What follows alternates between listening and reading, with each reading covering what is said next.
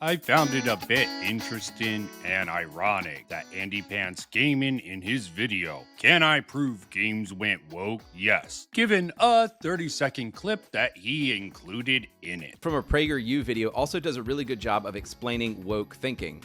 Critical race theory begins from the assumption that racism occurs in all interactions. I found this interesting and ironic because James Lindsay, along with many others who have been sounding the alarm on the ideas that are considered woke nowadays in mainstream media for many years, and recently they started calling many groups within the new right the woke right. Maybe that's why Andy cut him out and didn't properly credit him or link the video in the description. In all interactions.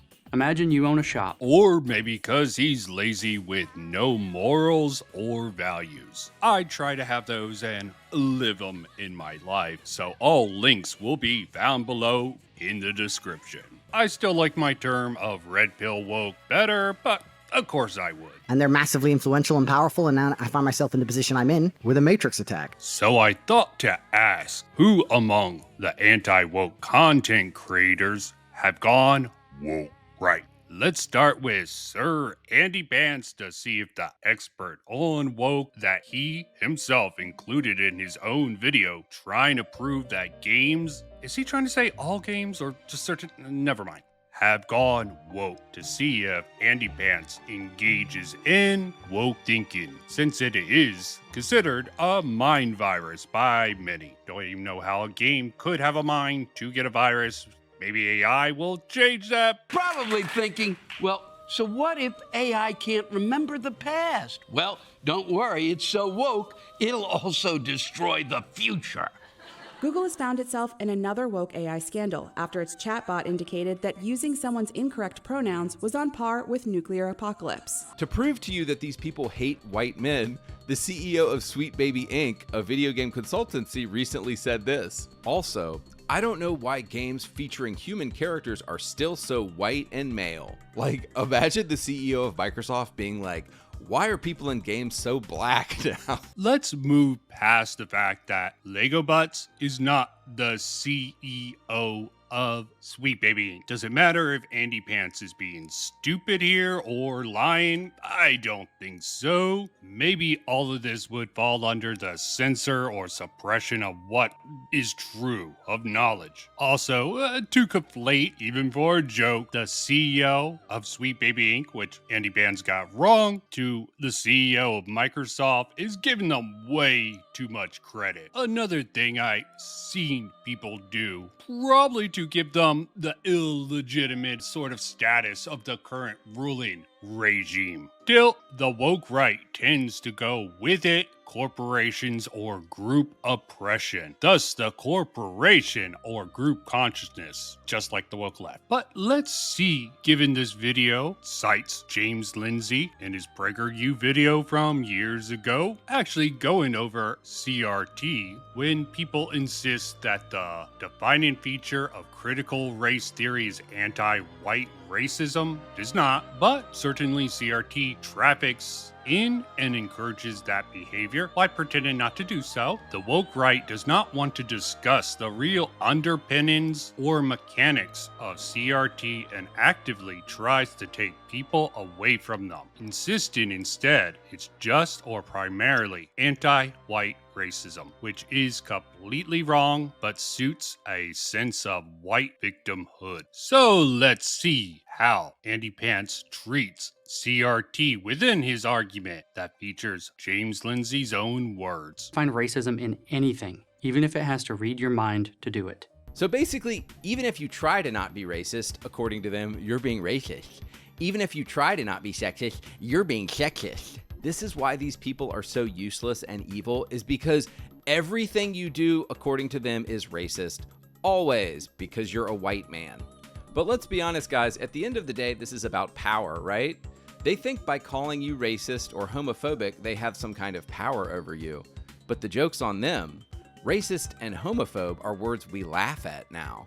because the people using these words are leftist cowards. Yeah, I really don't think AndyPants understands the underpinning of CRT and the problems with it. CRT would involve such things as trying to rewrite history, as many people believe the 1619 Project was attempting to do, and that has strong ties to critical race theory, or CRT. It does seem like AndyPants likes to imagine a romanticized past. Now, why AndyPants isn't trying to pave over the past of slavery in any particular way, he does seem to wish to rewrite the history of his discussion with the Act-Man. And some people would argue with gaming in general, like a lot of other channels that sort of do the same sort of content. Not sit there and pretend that they are anything other than what they are. They are a disease. They are a absolute disease in the video game world, and they need to be treated as such. AndyPants tries to use the Return to YouTube Dislike app. The Return YouTube Dislikes extension only works for videos from 2021 and older. For videos newer than this, the extension has no actual data and only works by creating an estimate based on the activity of people with the extension installed. To prove his claim, 2 days later, he made a video making fun of the idea that there was wokeness in games and got absolutely bodied by his followers. and doesn't even have the decency of his peers to show the amount of likes the video got, which as of this recording sits at 52k likes compared to 11k dislikes, assuming the Return to YouTube Dislikes is even correct in this particular case here. And again, they are getting ratioed on this channel once again for this disastrous take. And the like to dislike ratios basically prove that point exactly. Why this has become a trend for channels such as AndyPants more recently. Do you know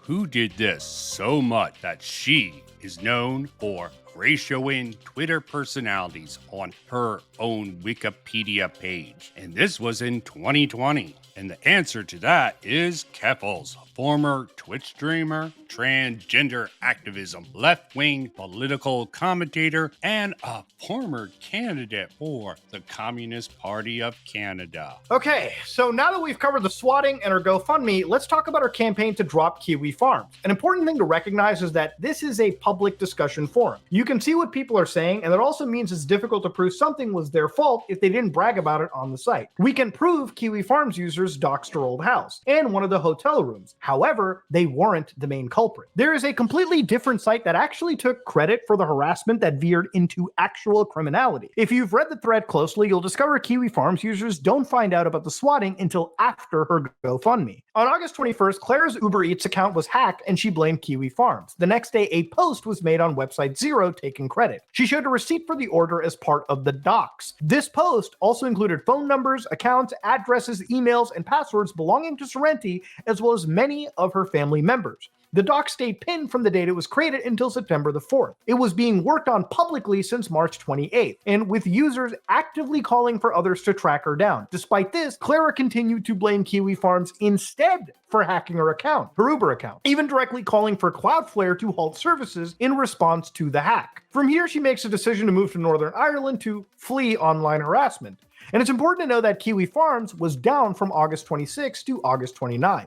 Website Zero identified her location on August 26th thanks to that doorknob. Keffals blamed the Kiwi Farms. Even there, they used the ratioed. Also, in this video, trying to rewrite the history, or at least fit Monsieur Andy No Pants about the copyright striking of the Appman's re-upload of his video. Also not mentioning he closed off the comment section of his original upload on the so-called discussion, trying to dodge the fact it's a debate and omitted in other places. This was such a oof moment that even his own peers in the anti-woke railing had to call him out for that. Oh wait, he did try to address that, at least allegedly, and that is the correct way of saying that, but it has been reported with some very believable evidence that the video was unlisted rather quick. Now, something else that I also noticed with this video is that he unlisted it right away, like it only got 2,000 views, and he also left a little message for us in the description. Just to further clarify, I never performed a false copyright strike. I performed a perfectly legal copyright strike because the Act Man re-uploaded my video in its entirety. This is the definition of a copyright strike. Now, immediately after doing this, I talked with some members in my community, and it's very frowned upon to do this in the case of a debate.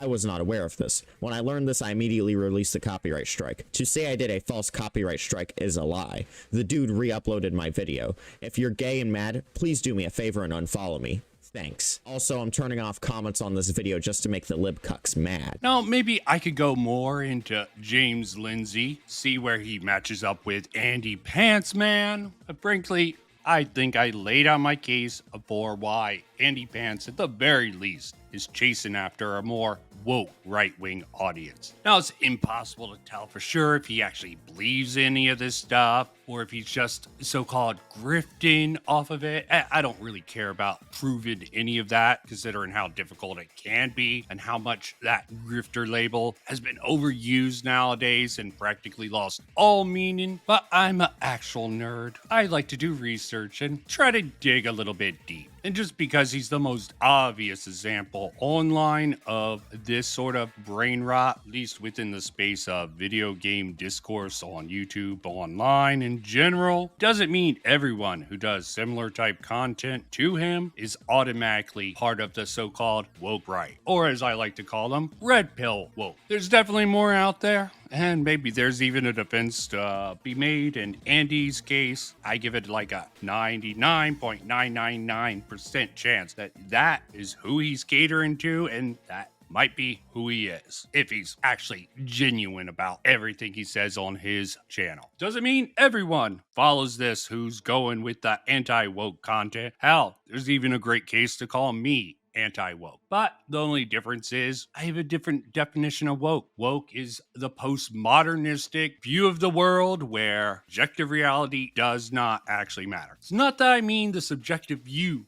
never comes into play. Hell, comes into play most of the time when it comes to the sort of medium of actual video games and any form of media. But for now, I'm done.